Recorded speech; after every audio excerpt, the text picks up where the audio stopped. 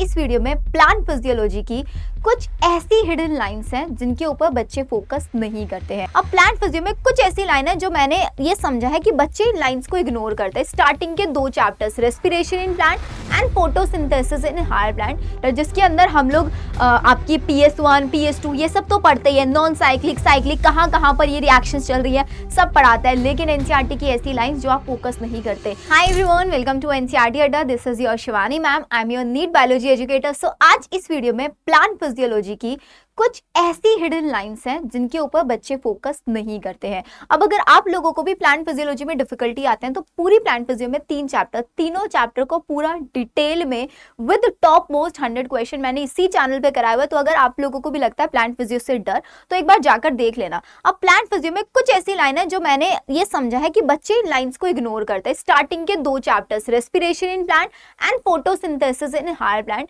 इन दोनों चैप्टर से बच्चे सिर्फ और सिर्फ नोट से पढ़ रहे होते हैं। NCERT line to line focus नहीं करते हैं। तो जैसे कि मैं आप लोगों को यहाँ पर लाइन सिखाने वाली हूँ। सबसे पहले हमारे पास रेस्पिरेशन इन प्लांट में टॉपिक आता है। सबसे पहला टॉपिक है ग्लाइकोलाइसिस, जो कि एक यूनिवर्सल प्रोसेस होता है, 10 स्टेप प्रोसेस होता है। अब इसके अंदर एक स्टेप आता है जहां पर हमारे पास 2 मॉलिक्यूल्स ऑफ NADH2 का फॉर्मेशन होता है, जिसमें एक रिडॉक्स इक्विवेलेंट के बारे में बोला गया है। मैक्सिमम स्टूडेंट को एक कॉन्सेप्ट समझ नहीं आता। अब देखो इस कॉन्सेप्ट में बहुत ईजी तरीके से मैं तुम लोगों को बताती हूँ। तो हमको यहाँ पर सिंपल ये याद रखना है कि जब भी हम लोग क्या बना रहे होते हैं, 3-फॉस्फोग्लिसरल्डिहाइड जिसको हम PGL बोलते हैं, उससे 1,3-बाइफॉस्फोग्लिसरेट का फॉर्मेशन जब हम कर रहे हैं, कहाँ 3-PGL से 1,3-बाइफॉस्फोग्लिसरेट बना रहे हैं, तो ये बोल रहे हैं इस प्रोसेस में हमारे पास 2 रिडॉक्स इक्विवेलेंट रिलीज होते हैं। और रिडॉक्स इक्विवेलेंट हमेशा किसकी फॉर्म में रिलीज होते हैं? H पॉजिटिव की फॉर्म में रिलीज हो रहा है। कब? जब हम PGL से 1,3-बाई-PGA बना रहे हैं, 2 रिडॉक्स इक्विवेलेंट। और यही 2 रिडॉक्स इक्विवेलेंट ये बोल रहे हैं NAD पॉजिटिव से जाकर कंबाइन करेंगे प्लस 2H पॉजिटिव, और क्या फॉर्मेशन करा देंगे?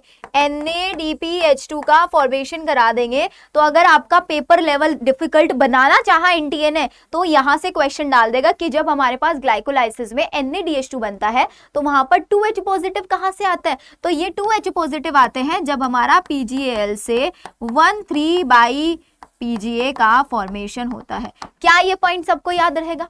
ठीक है, तो 2 रिडॉक्स इक्विवेलेंट रिलीज हो रहे हैं in the form of hydrogen atom PGL से, एंड वो ट्रांसफर हो रहा है कहाँ? NAD positive. और PGL ऑक्सीडाइज हो रहा है एंड विद इनऑर्गेनिक फॉस्फेट और इट कन्वर्ट इनटू 1,3-बाई-PGA। तो याद रखना है ऑक्सीडेशन हो रहा है किसका? PGL का 1,3-बाई-PGA में। डन, याद रहेगा पहला स्टेप। आ जाओ नेक्स्ट के ऊपर। अब नेक्स्ट कुछ और इंपॉर्टेंट पॉइंट, जैसे कि ईस्ट के बारे में आप लोगों का लिखा कि भाई ईस्ट आपका क्या करता है? एल्कोहलिक फर्मेंटेशन करता है। तो अगर ईस्ट ने अपने अंदर एल्कोहल बनाया और उस एल्कोहल की परसेंटेज 13% तक पहुंच गई, तो खुद के लिए, ईस्ट के लिए भी एज अ पॉइजन काम करना शुरू कर देता। तो यहाँ पर क्वेश्चन पूछा जाता है कि ईस्ट के अंदर अपने आप को पॉइजन किस लेवल पर आकर करते हैं? जब उनके अंदर एल्कोहल 13% तक हो जाता है। ध्यान नहीं दिया होगा इस एनसीईआरटी लाइन के ऊपर आपने। अब ऐसी एक और एनसीईआरटी लाइन है जिसमें आप लोगों का ETS से क्वेश्चन डाला हुआ है। क्या पूछता है? हमें पता है ETS इलेक्ट्रॉन ट्रांसपोर्ट सिस्टम, जो कि इनर मेम्ब्रेन ऑफ माइटोकॉन्ड्रिया के अंदर चलती है। बहुत सारे बच्चे यहाँ पर कंफ्यूज होते हैं। ETS के अंदर 2 मोबाइल इलेक्ट्रॉन कैरियर्स होते हैं। एक होता है आपका यूबिक्विनोल और अनदर वन होता है आपका साइटोक्रोम C। अब इस साइटोक्रोम C के ऊपर क्वेश्चन आता है कि इसकी लोकेशन कहाँ होती है। तो ये जो साइटोक्रोम C है, this is a small protein attach to the outer surface of the inner membrane. यहां पर कंफ्यूजन होती है, भाई ये मेरी इनर मेम्ब्रेन है, ठीक है, और इधर हमारे पास बाहर आउटर पार्ट है और इनर मेम्ब्रेन के अंदर मैट्रिक्स वाला पार्ट है। ध्यान से समझना, उधर मैट्रिक्स है, इधर आउटर है। तो ये बोल रहे हैं ये जो सेंटर में मेरी इनर मेम्ब्रेन है ना, इस इनर मेम्ब्रेन के आउटर पार्ट पर यहां पर साइटोक्रोम C प्रेजेंट होता है। आउटर मेम्ब्रेन में नहीं होता, आउटर पार्ट में प्रेजेंट होता है। और इसका फंक्शन क्या होता है? इसका फंक्शन होता है कॉम्प्लेक्स नंबर 3 से 4 तक इलेक्ट्रॉन को ट्रांसफर करना, और 1 से 3 तक लेकर आने का काम किसका होता है? यूबिक्विनोन का होता है। नेक्स्ट क्वेश्चन आता है कि जो हमारा कॉम्प्लेक्स नंबर 4 होता है आपका AA3, ये आपका इसके पास कितने कॉपर सेंटर प्रेजेंट होता है? या फिर ये क्वेश्चन आपसे पूछ लिया जाता है कि कौन सा ऐसा कॉम्प्लेक्स है जिसके पास कॉपर सेंटर प्रेजेंट होते हैं? That is your complex number 4, ठीक है, जिसका AA3 या फिर इसको हम साइटोक्रोम ऑक्सीडेज भी बोल दिया जाता है। Cytochrome C oxidase. बच्चे इस चीज पे ध्यान नहीं देते हैं। नेक्स्ट आ रहा हूं।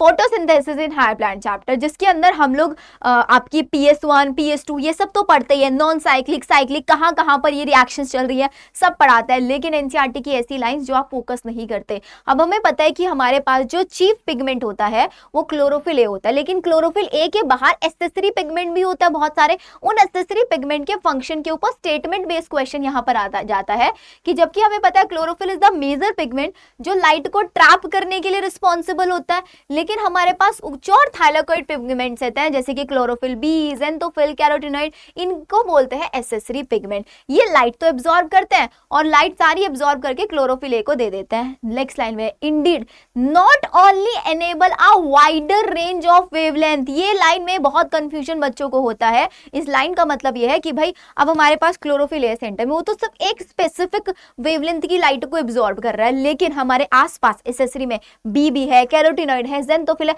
ये अलग अलग वेवलेंथ की लाइट को एब्जॉर्ब करेंगे और उसको हैंड ओवर कर देंगे। तो क्लोरोफिल ए के लिए एक वाइडर रेंज ओपन अप कर रहे हैं, नहीं कर रहे हैं एसेसरी पिगमेंट, तो सेम ये एनेबल कर रहे हैं वाइडर रेंज ऑफ वेवलेंथ। साथ ही साथ हमारा जो सेंटर में चीफ बैठा है उसको फोटो ऑक्सीडेशन से बचा रहे हैं।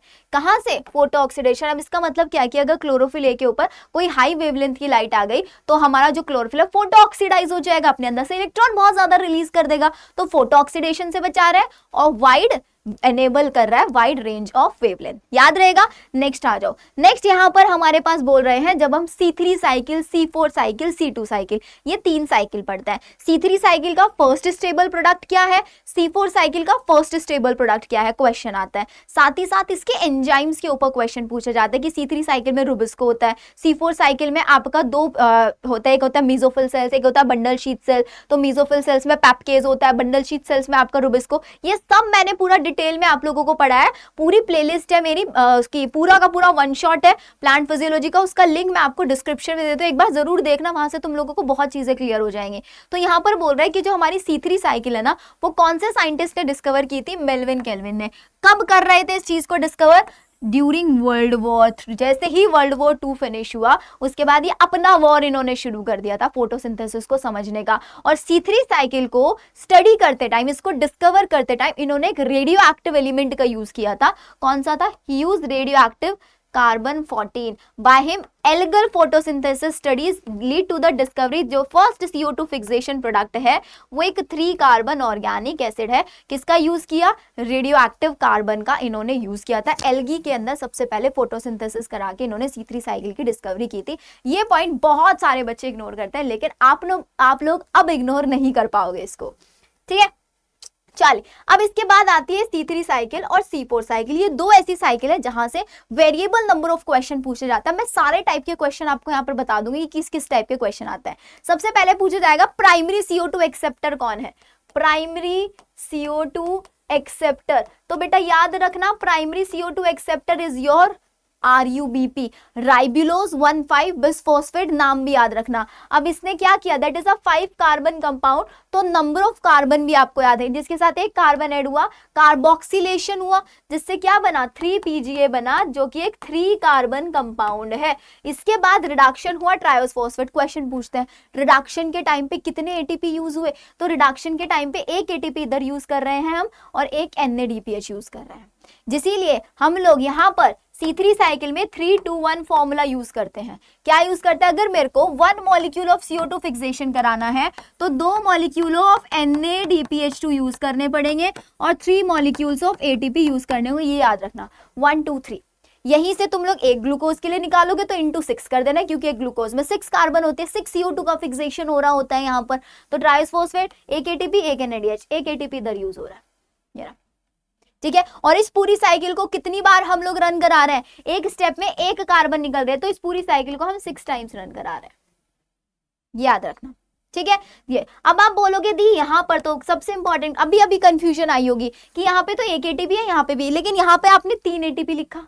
इसका रीजन क्या है? इसका सिंपल सा रीजन है यार, क्योंकि देखो इधर 5 कार्बन और 1 कार्बन, कितना बना? 6 कार्बन। तो 6 कार्बन से हमारे पास 3 कार्बन वाले 2 कंपाउंड बन रहे हैं। ऐसे ट्रायोस फॉस्फेट में भी 3 कार्बन वाले 2, तो यहाँ पर जो ATP निकलेगा 2-2 निकलेगा, 2 इधर रिलीज हुआ और एक इधर रिलीज हुआ, बस सिंपल याद रखना है। 6 कार्बन, एक कार्बन यहाँ पे एक स्टेप में निकल गई, तो वापस से 5 कार्बन वाले RUBP का रीजनरेशन हो गया यहाँ पर, ठीक है, 3 to 1। अब अगर हम बात करें C4 साइकिल की, तो C4 साइकिल में 2 रिएक्शंस होती है, MB से याद रखना, मोबाइल डेटा MB की फॉर्मेट में होता है, ऊपर मेसोफिल सेल्स होती है, नीचे हमारी बंडल शीथ सेल्स होती है। इसका फॉर्मूला होता है याद रखने का, दैट इज 5 to 1। 5 to 1 मतलब हमें अगर 1 मॉलिक्यूल ऑफ CO2 फिक्सेशन कराना है तो 2 मॉलिक्यूल्स ऑफ NADPH2 यूज करने हैं और 5 मॉलिक्यूल्स ऑफ ATP यूज करना है। सिंपल, बस इतना याद रखना है।